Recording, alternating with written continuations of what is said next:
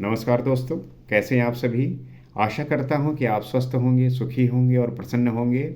जैसा कि हम किसी न किसी विषय को लेकर बात करते हैं, चर्चा करते हैं और जानने का प्रयास करते हैं कि उस विषय के बारे में जो है हम कितना जानते हैं, क्योंकि हमारी अवेयरनेस ही हमें जो है अ, एक समाज के लिए सही बनाती है और हमें पता होना चाहिए चीज़ें। ऐसा ना हो कि जब हमें हमारे ऊपर पड़े तो हमें जो है उसके बारे में ना पता हो।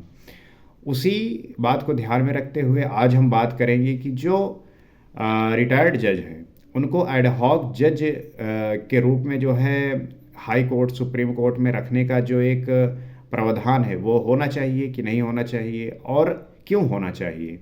तो इस पे जो है बात चल रही है और ये सुनने में आया है कि जो रिटायर्ड जज हैं वो जो है एज एड हॉक जज जो है वो हाई कोर्ट, सुप्रीम कोर्ट में जो है काम कर सकते हैं।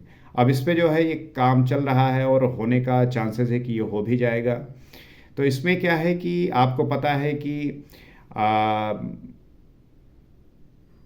हाई कोर्ट और सुप्रीम कोर्ट में जो है जो जज हैं वो 62 ईयर्स के ओल्ड में जो है रिटायर्ड हो जाते हैं और उसके बाद जो है रिटायर्ड हो गए। अब बात ये आ रही है कि हमारे देश में इतने जो है केस पेंडिंग होते हैं और जो जजों की संख्या है उसके मुताबिक है नहीं। तो किस प्रकार से हम उन्हें रिक्रूट करें, क्योंकि रिक्रूटिंग भी जो है, रिक्रूटमेंट भी उस प्रकार से नहीं हो पाती। तो जजों की कमी की वजह से केस जो है पेंडिंग रह जाते हैं।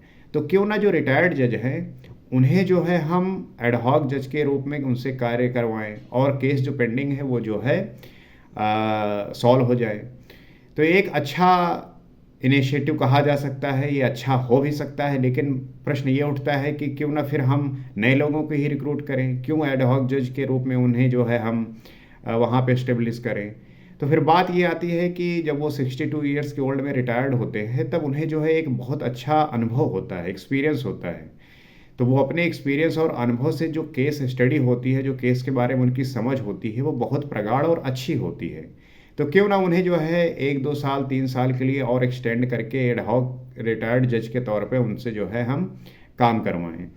तो एक आम जनमानस का मानना है कि नहीं, वो 62 साल की उम्र में रिटायर्ड हो जाए, नए लोगों को जो है मौका मिले।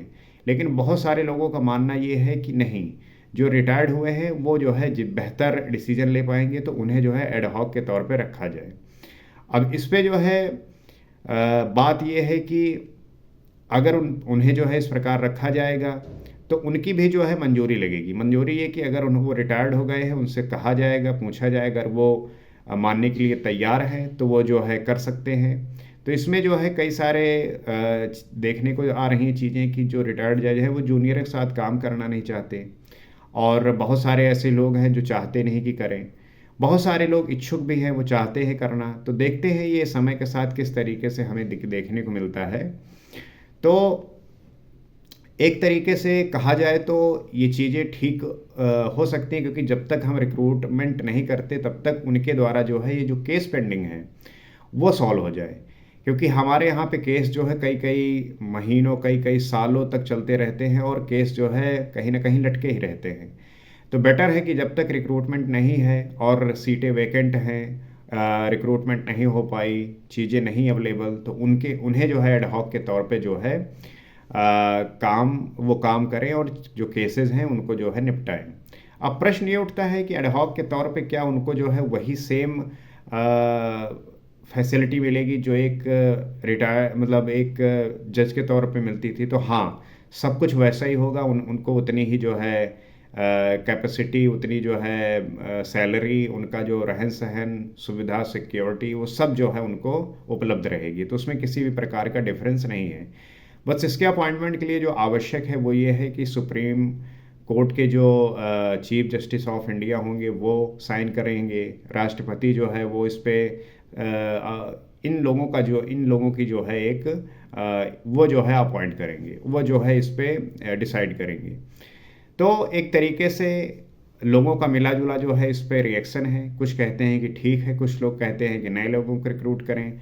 आपका क्या मानना है? आपको क्या लगता है कि इस बारे में क्या करना चाहिए? और वो सब छोड़ के सबसे बड़ी बात यह है कि जो केस पेंडिंग है, अर्थात एक ऐसा व्यक्ति है जो मान लीजिए कि क्राइम नहीं किए हुआ है, गलत केस में फँसा हुआ है और उसको उसकी सुनवाई ही नहीं हो रही है, मतलब डेट ही नहीं मिल रही है, तो वो बेवजह जो है जेल में बंद है या पुलिस स्टेशन में है।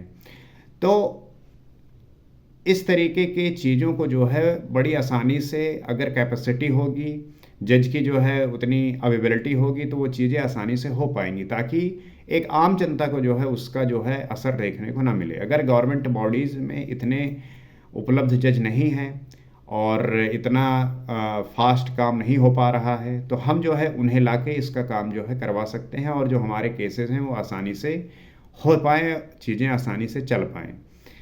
तो आपका क्या मानना है? आपको क्या लगता है क्या होना चाहिए? आप जो है बातें शेयर कर सकते हैं, बता सकते हैं और अगर आपको ये बात नहीं पता तो आप इससे सीख सकते हैं, ताकि हम ये सीखने और सिखाने की प्रक्रिया में हर एक बात से अवेयर रहें, जानते रहें, ताकि हमारा जो समझने और सोचने का तरीका है वो चेंज हो और हम जो है सही बात पर और सही डिस्कशन कर सकें।